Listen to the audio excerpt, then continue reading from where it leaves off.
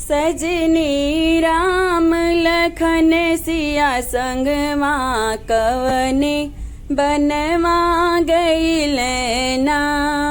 सजनी राम लखन सिया संगवा कवने बनवा गईलना।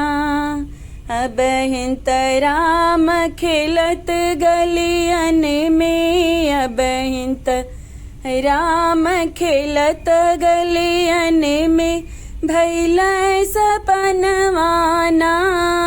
सजनी राम लखन सिया संगवा कवने बनवा गईलना। सजनी राम लखन सिया संगवा कवने बनवा गईलना। मात कौशल्या बिघन करत है, मात कौशल्या बिघन करत है ठाढ़ी आंगनवाना। सजनी राम लखन सिया संगवा कवने बनवा गईलना। सजनी राम लखन सिया संगवा कवने बनवा गईलना।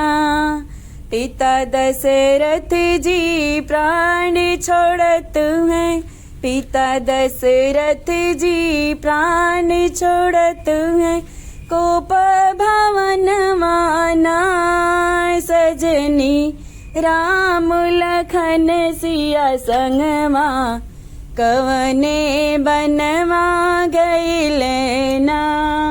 सजनी राम लखन सिया संगवा कवने बन